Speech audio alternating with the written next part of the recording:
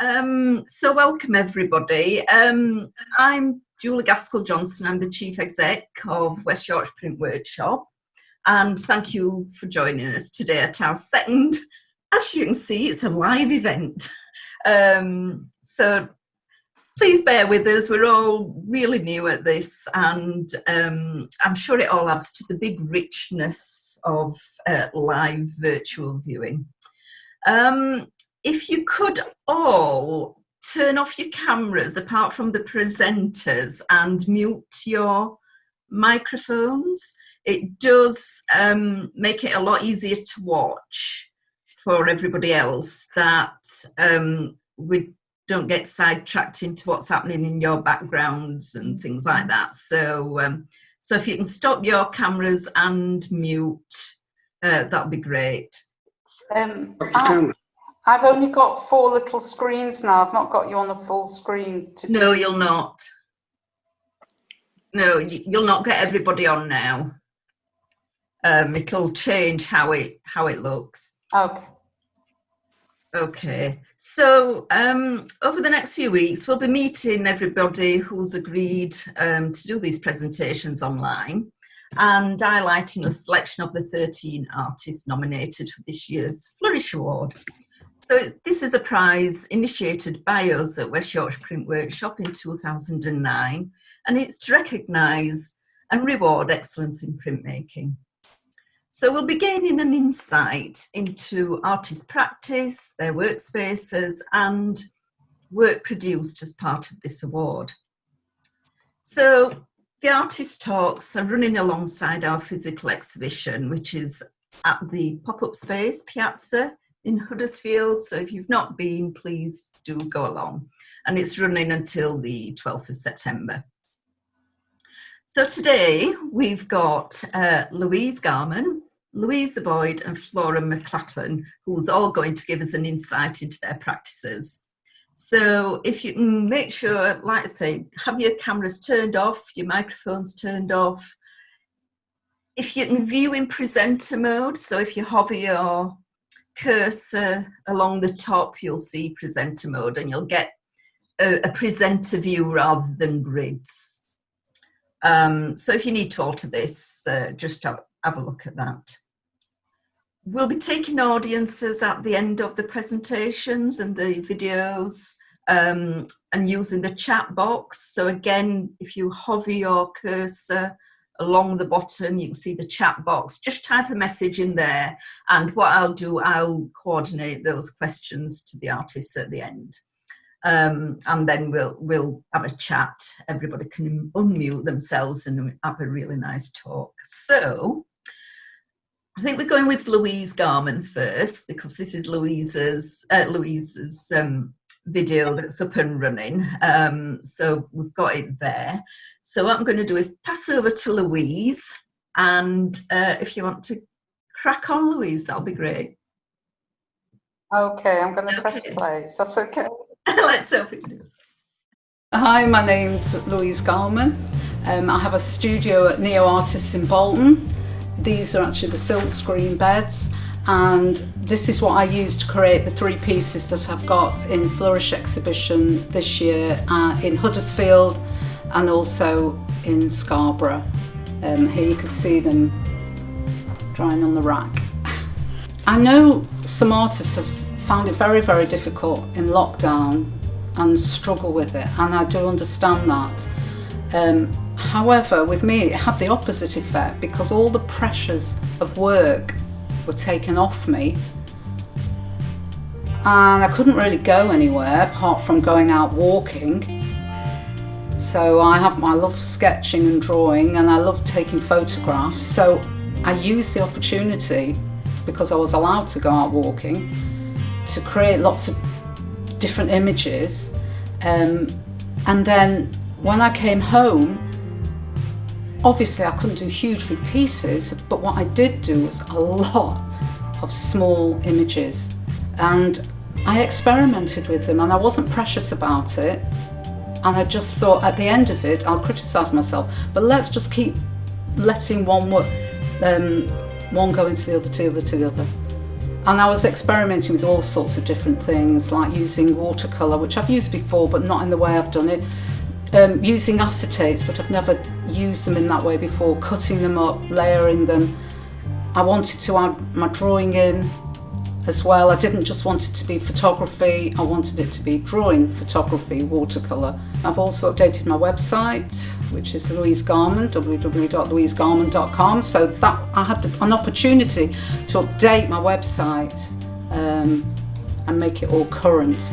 But most of my work is on my Facebook page and my Instagram page, Twitter, and my website. And it's all been online and been feeding through the whole time. So I've been busy. I trained at Chelsea Art School in London and spent many years trying to find a studio. I've been to lots of different ones, but here you mix with other artists who may be doing something similar with the silk screens, or they may be doing painting, sculpture, but we're always in here discussing and showing each other and helping each other really to create work, and we're always encouraging each other, because it's not easy. We don't make a lot of money out of it, that's for sure, but it's something that we can't help but do. Right, so this is another version of the silk screen. I've got 3 silk screen in Flourish, so this is another version of it. So it's done in 3 separate times. So the first layer is the colour, the yellow I've done, then that has to dry. Then I've got the other screen here of the helicopter and Dungeness in a different colour, silk screen ink on it, then that has to dry. And then finally I've got the silk screen here on the screen of Saddleworth Moor and the traffic going over it, and then I'd pull the ink through that. So it's done in 3 different layers.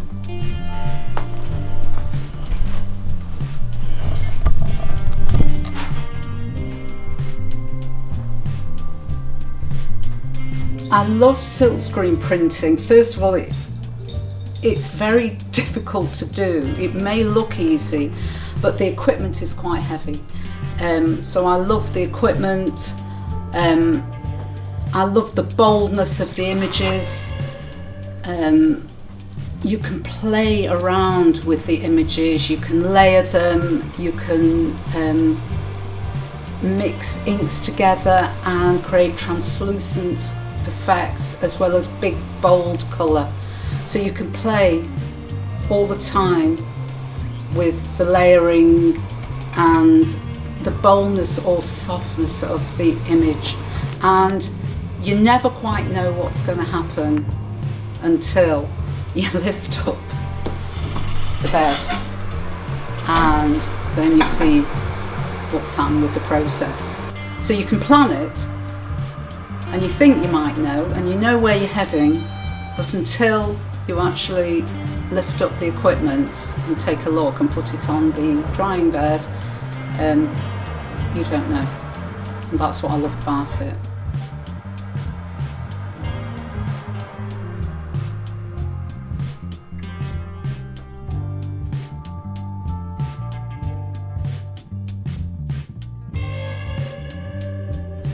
Even if I made a lot of money from my non-commercial work, I would still do my commissions and my murals, because I work with another artist and we have a lot of fun doing it, and no, I love it because I'm using my skills. Whatever I'm doing, I'm still using my skills. With murals, I'm using my drawing skills, my painting skills, and then those I carry into my non-commercial work, and it keeps you, it's like a practice habit, practicing all the time so you don't lose it.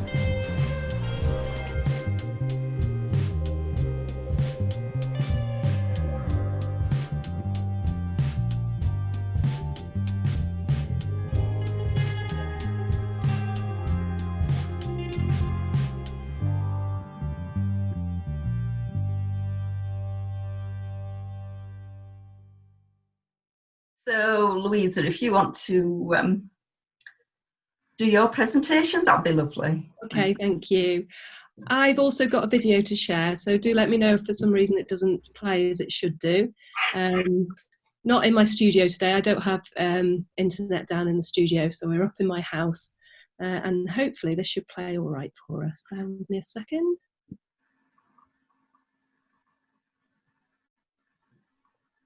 Can you see that? Yes? Yeah.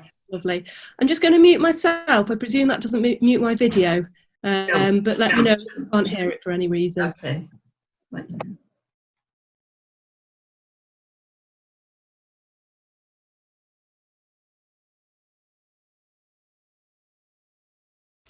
My name is Louisa Boyd. I'm an artist and an arts educator. I work in lots of different mediums, but I do have a particular interest in working with printmaking to create three-dimensional paper sculptures. So my interest in printmaking, I think, is born out of a desire to experiment as an artist and to look for different methods and different ways of doing things. I really enjoy the fact that with print you can take one starting point, one image, and you can actually move that through a process, so you end up with lots and lots of different outcomes by doing things like layering different plates and printing and overprinting and changing different colours when you're working with things. I've even worked with one image, one printed image, and taken it into a secondary printing method. So I've worked with photographing etchings that I've made and then taking them into screen printed pieces. For me, again, it's just about pushing through and actually trying something new with the outcomes that you end up achieving. And an extension of this is the three-dimensional sculptures that I use in my work, and many of those have got different methods of printing within them. So they often have screen prints within them, they'll often have etchings within them, and I also do include a hand marbled paper in a lot of my work.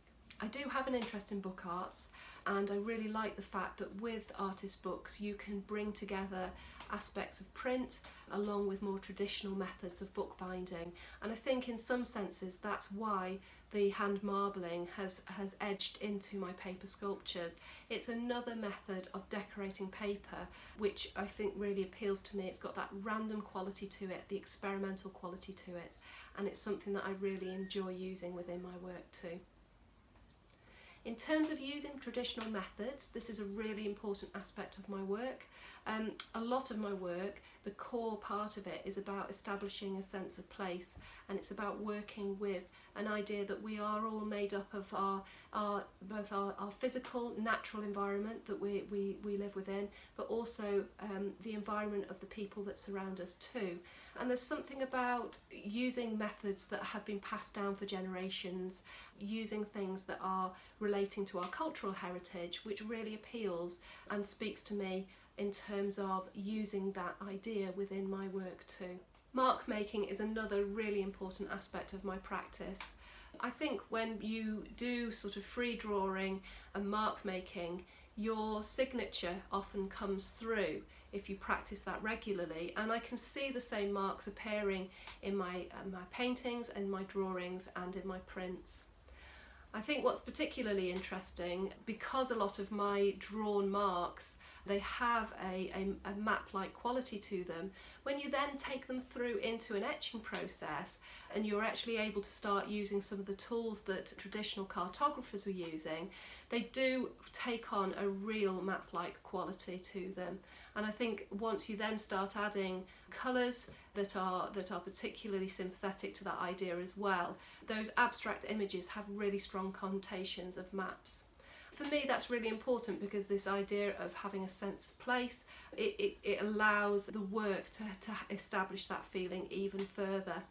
And I really like, again, the fact that you can then experiment, so you could be printing those in different colours, and the different colours could give you the opportunity to create a map-like image that looks like a map of the sky, of the night sky, or it could look like a map of the land, or it could look like a map of the sea. So you've got different aspects and different areas when you're working with these sort of map-like images, and etching in particular really lends itself to that particular aesthetic. So Moving forward with this idea of where the work, how the work is inspired, so much of it comes from the idea, as I said before, of place, and the idea that actually we are made up, we are products of the environment that we find ourselves in.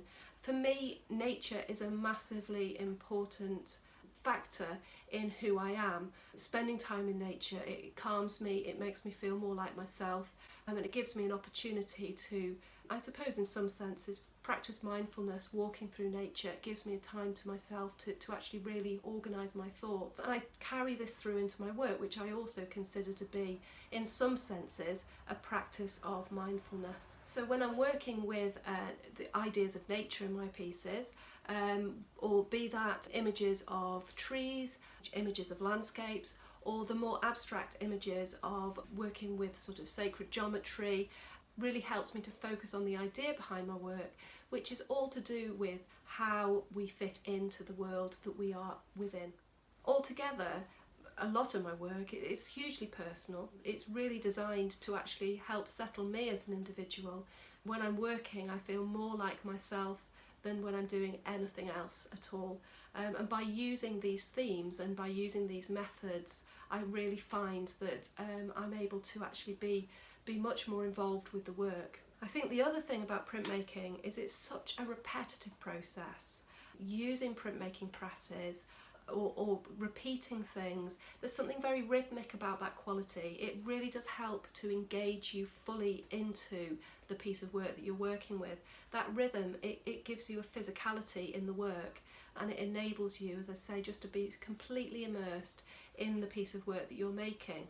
I tend to do my printmaking outside of the studio and bring the prints back here to work with to create three-dimensional sculptures.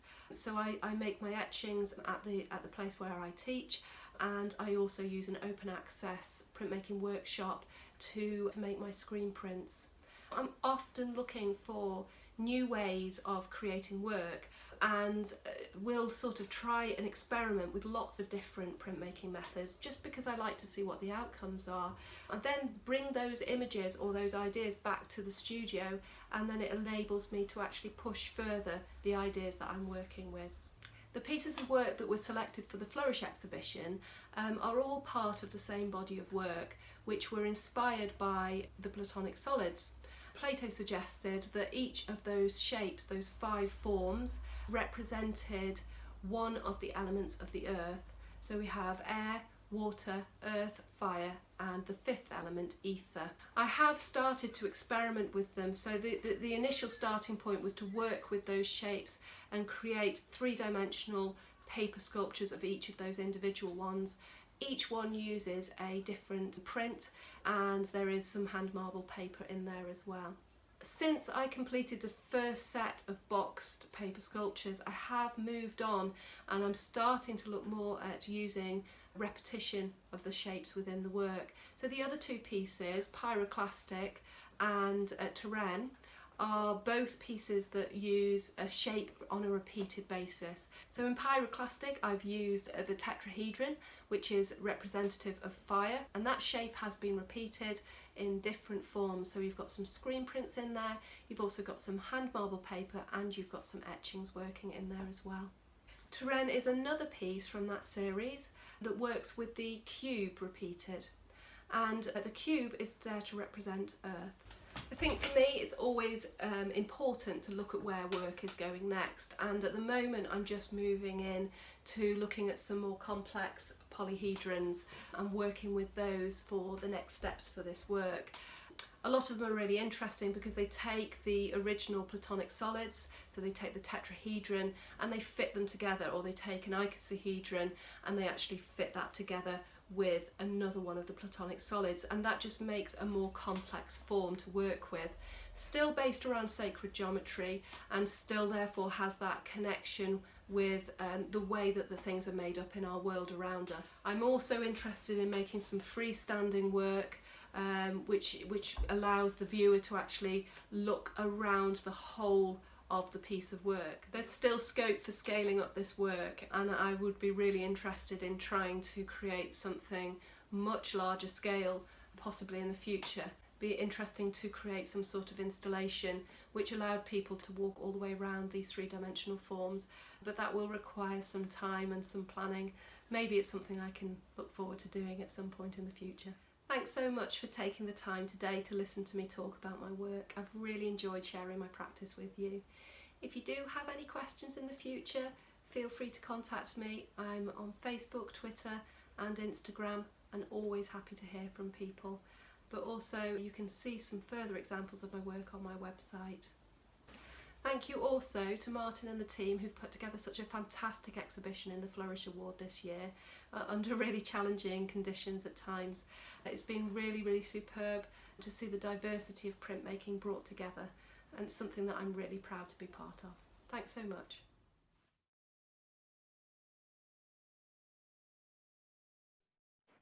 I'll stop that there. Thank you very much for listening, and I'll hand back over to Julie to carry on for the next artist.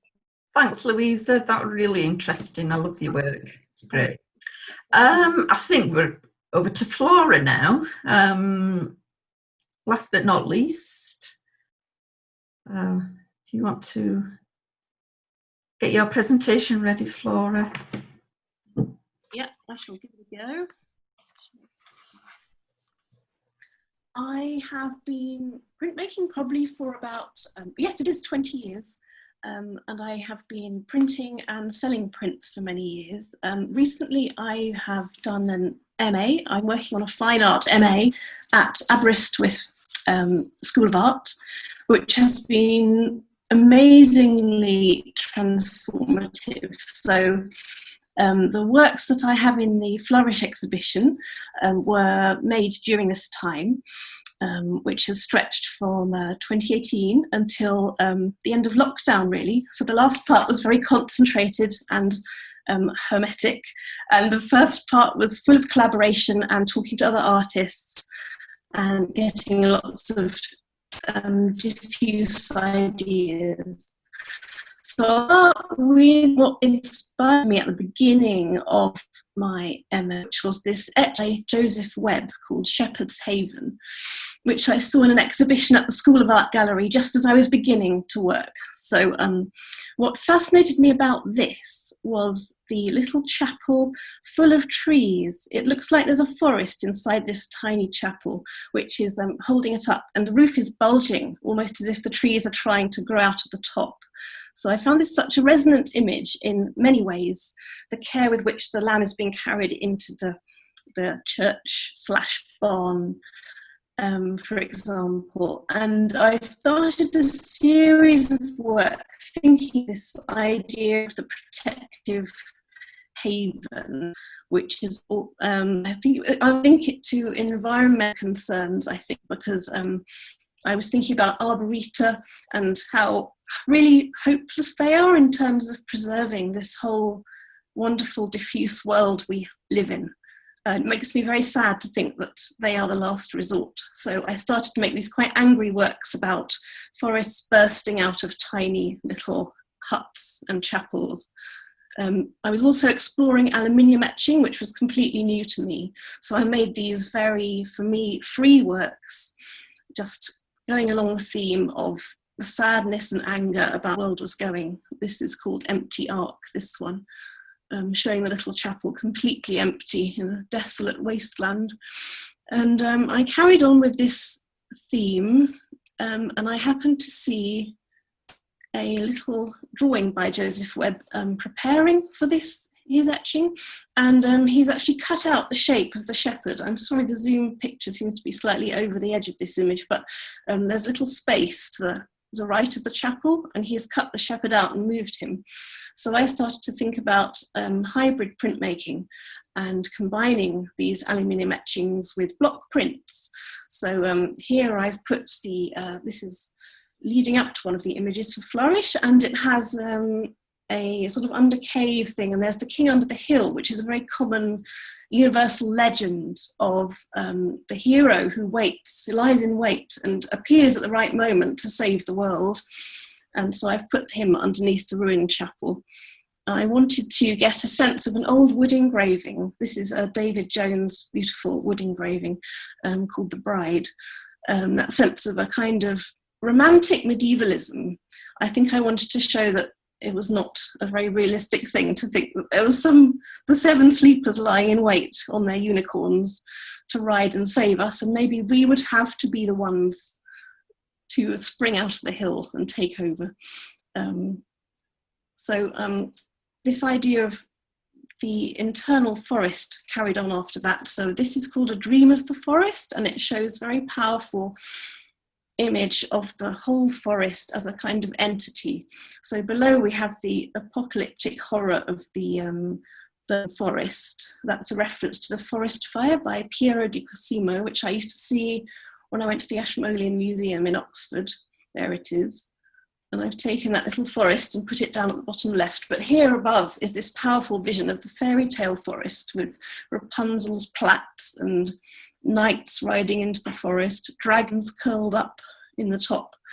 And I think the idea is that this idea of the mythical forest is so strong in us. I think that's why I found this forest inside the chapel so powerful in the original etching. So I started to work on that theme. And this is called The Forest Enclosed. It's one of the prints in the Flourish exhibition.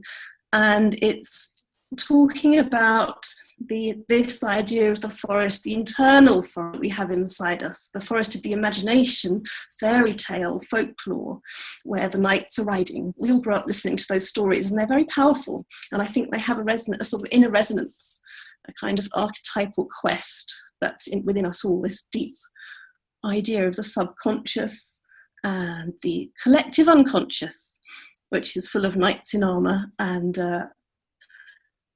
princesses being trapped in towers. The next etching in this series, this is called The Perilous Chapel. So this was based on an engraving of the human heart. I was fascinated by these little chambers and windows, which I've tried to echo in this etching, made in a rather Samuel Palmer romantic style. But in the window, there's this little candle, which of course is the human soul. And I was given this idea by this beautiful painting by Winifred Nicholson, which is so powerful and glowing. And on to the next image, which is in the Flourish exhibition. This is Into the Forest, the Witch's Hut. And I'm now going through the door of this chapel into the self, which is represented by the building. And I'm exploring this forest inside us. And inside of a deep forest, there's always forest huts, and in them might live witches or goodness knows what. So it's a kind of inner world of peril and transformation. It's full of danger, but there's a lot of insight to be gained by venturing into the unknown like this. I was very fascinated by the idea of knights venturing where there was neither path nor track, and also the idea of the forest as a threshold to the other world. And I started to try and echo this in my actual practice, in the way I did the printmaking, made the images. So I started off by doing very unfamiliar practices to me. So I made this initial drawing here, etching here, and then offset it onto another plate and bit that. This is all aluminium, and it made a very beautiful ghostly image on the left, which was completely unexpected. So I carried on making the image by doing this kind of thing. And each colour plate I also printed in black and white and stuck on various block prints to just carry on this sort of thoughtful theme. So things started to grow out, like Louisa said, to grow out into separate images where you're never quite sure where it's going to lead, but the journey is wonderful. And these were the colour plates in development. All through this image, I was hoping to make an etching that looked like a painting. So it has 6 different plates, and a lot of them are very deeply bitten to try and get the sense of a brush stroke moving. Through this, I was thinking, why do I make prints? Why print make? And I came up with the idea that the plate is also a boundary into the other world. It's a kind of doorway. It's the door of the wardrobe into Narnia. It's the looking glass. where everything is reversed once you go through into another world. So that's how printmaking is very significant for me, I think. Every time I put the plate in the acid, I'm diving into a witch's hut, in a way. You don't know what will happen, but you have to go there to move on. So more of the aluminium etching, we are just painting and splashing acid about and seeing what will happen. I've been following the Emil Knoll, who made blobs on his etching plates, and he made this full series, the Phasian series, where he just made strange otherworld leeches out of these random shapes. I tried doing a lot of this, but this is where lockdown happened. So suddenly I had to change the way I was working, and I took a whole series of failed etchings where I was trying to do random images like Nolde, and I took tiny sections of them. Here's one. And I decided to look into them as if they were a forest and see what I found there. So I'm kind of rummaging in the unconscious, I suppose, and seeing what stories I could build out of them. So that was the result of that one. You can see the shape of the smoke curling up. And in there I saw this bonfire and Baba Yaga's hut on its chicken leg in the distance. And here is the girl from the story come to get the fire from the witch. So these are all about the quest into the forest, into the unknown.